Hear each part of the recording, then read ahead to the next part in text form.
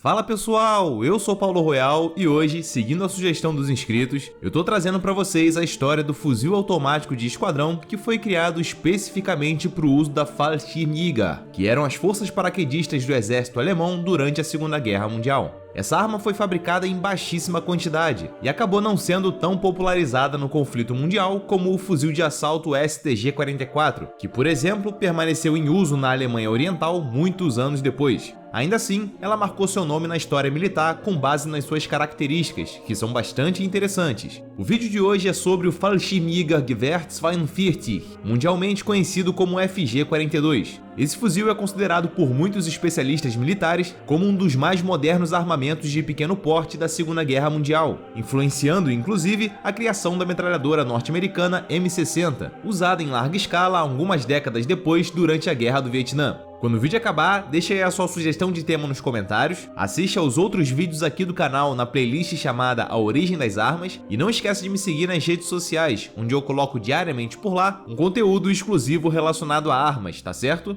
Meus amigos, a história do FG-42 tem início durante a Segunda Guerra Mundial, quando as tropas paraquedistas alemãs saltavam das aeronaves armadas somente com pistolas e granadas. Esses soldados não pulavam usando armas mais pesadas e volumosas, porque o tipo de cinturão de paraquedismo e o método de aterrissagem deles não tornava viável esse transporte. Dessa forma, a ideia usada nessa época era a de jogar caixas separadas contendo as armas maiores para que esses homens tivessem uma melhor chance de combate no solo. Acontece que a partir da Batalha de Creta, que aconteceu na Grécia entre maio e junho de 1941, esse método já mostrava que tinha se tornado uma grande armadilha para os próprios alemães, uma vez que as caixas não caíam exatamente ao lado dos paraquedistas, e quando esses iam buscar as suas armas no campo de batalha, eram eliminados em grande quantidade pelas metralhadoras dos britânicos, gregos e australianos, que já tinham identificado esse padrão do inimigo e o usava contra os alemães, mirando sempre ao redor das caixas e causando uma quantidade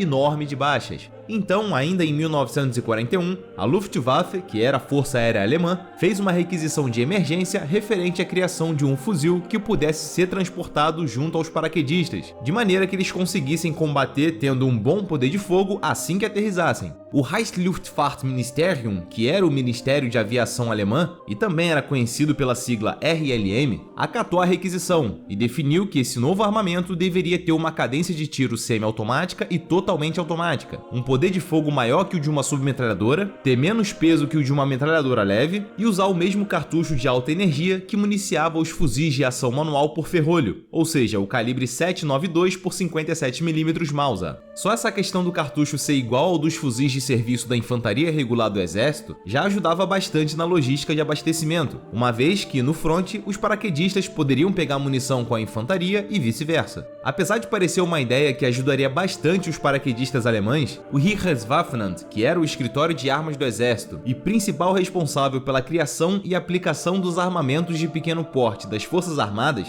considerou o pedido inviável, oferecendo no lugar o fuzil unicamente semiautomático G41, que era fabricado pela Mauser e pela Walther e que depois se mostrou uma arma complexa demais e com baixa confiabilidade. O G41 foi rejeitado pela Força Aérea, que preferiu desenvolver o seu fuzil de maneira independente do exército. O RLM complementou a requisição inicial, informando que a arma não poderia ter mais de 1 metro de comprimento, que deveria disparar em modo semiautomático com ferrolho fechado e no modo automático com ferrolho aberto, que tivesse carregadores destacáveis com capacidade para 10 e 20 cartuchos e ainda pudesse disparar granadas de bocal, assim como acoplar uma baioneta. Algumas outras características do projeto do FG-42 são as seguintes. Apesar de ser carregado pela lateral esquerda do receptáculo, o que não é muito comum nas armas de fogo desde o período pós-Segunda Guerra Mundial, esse fuzil foi considerado como uma das armas de pequeno porte mais modernas de todo o conflito, sendo uma das primeiras dessa categoria a usar o sistema de recuo em linha reta, deixando a coronha e a alimentação do carregador totalmente alinhados com o cano, o que depois de alguns testes comparativos, demonstrou um aumento considerável no controle da arma durante os disparos automáticos. Em contrapartida, apesar desse alinhamento geral das peças, o peso do carregador instalado na lateral e não na parte de baixo do receptáculo acabava causando um certo desbalanço de peso, o que era motivo de reclamação de alguns soldados.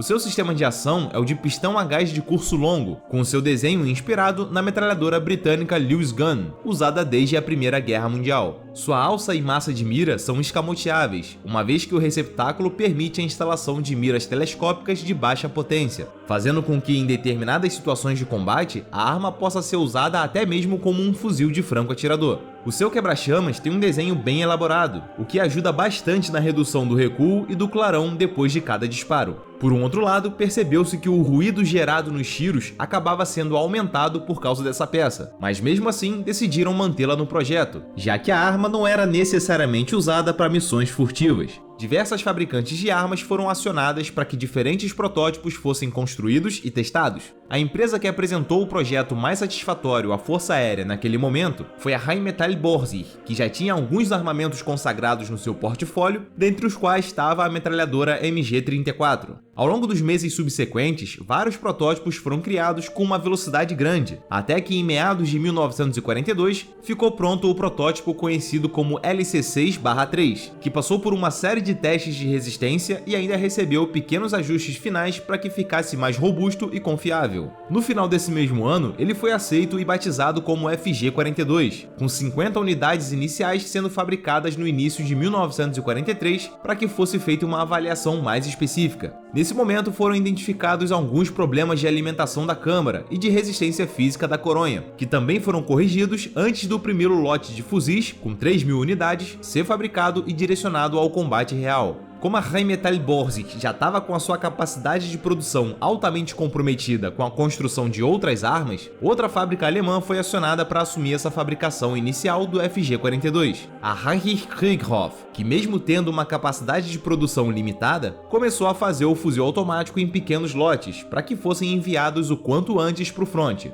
Enquanto esses primeiros exemplares foram sendo fabricados, várias pequenas alterações iam sendo feitas simultaneamente, o que de certa forma deu origem a quase uma dezena de modelos variantes diferentes, embora a literatura bélica alemã não tenha dado designações específicas a cada uma delas, e todas são chamadas unicamente de FG-42. Ainda assim, algumas mudanças bastante perceptíveis foram feitas entre um modelo e outro, por isso vamos usar como base visual o primeiro lote oficial desses fuzis que foram para o combate. Reparem que a empunhadura do gatilho é bastante inclinada, o bipé é instalado logo à frente do guarda-mão e a coronha é feita de aço estampado. Esse modelo ficou informalmente conhecido como FG-42-1. Num determinado momento, quando a produção da arma se encontrava em torno de 2.000 unidades, o estoque de aço manganês usado na fabricação de muitos componentes dela começou a ser direcionado para outras necessidades, o que obrigou a linha de produção a se adaptar, substituindo algumas peças feitas de aço usinado por aço estampado, o que inclui o próprio receptáculo, bem como o redesenho de alguns componentes. Nesse momento surgiu o FG-42-2, mas que alguns livros e revistas do período pós-Segunda Guerra Mundial também chamam de FG-42-3. Essa nova versão trouxe modificações como o redesenho da empunhadura do gatilho, que passou a ser bem menos inclinada, a instalação do bipé passou a ser junto ao quebra-chamas, o próprio desenho do quebra-chamas foi modificado, a coronha passou a ser feita de madeira, a alavanca de manejo do ferrolho foi simplificada e a cadência de disparos do fuzil foi reduzida, passando de 900 tiros por minuto para aproximadamente 700 tiros por minuto.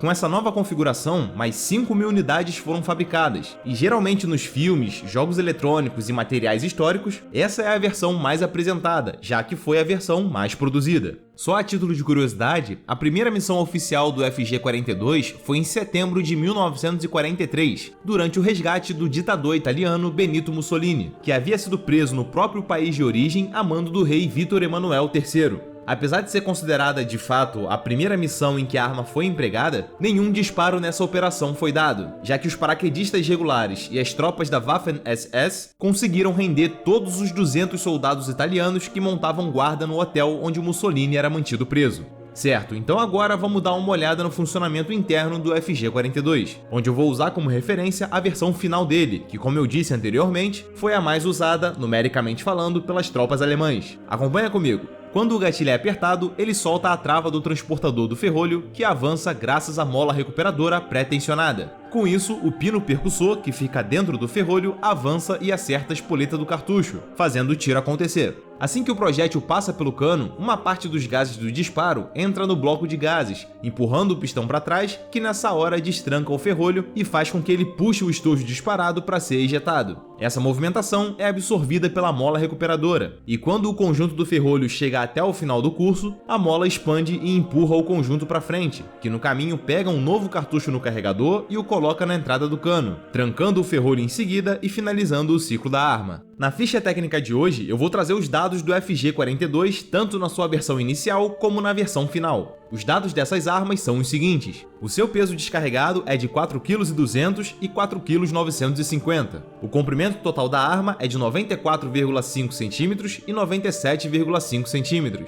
O comprimento do cano é de 50 cm. O calibre do cartucho usado é o 7,92 por 57 mm Mauser. A capacidade do carregador é de 10 ou 20 cartuchos. A cadência de disparos é de 900 tiros por minuto e 700 tiros por minuto. A velocidade dos projéteis é de 740 metros por segundo. O alcance operacional é de 600 metros e o alcance máximo é de aproximadamente 4.000 metros, porém com a sua precisão comprometida, tá certo? Bom, pessoal, espero que esse vídeo tenha matado a sua curiosidade a respeito desse assunto e muito obrigado a você que chegou até aqui. Não esquece de clicar em gostei e compartilhar para dar aquela força pro canal. Em breve eu tô de volta, um forte abraço e até mais!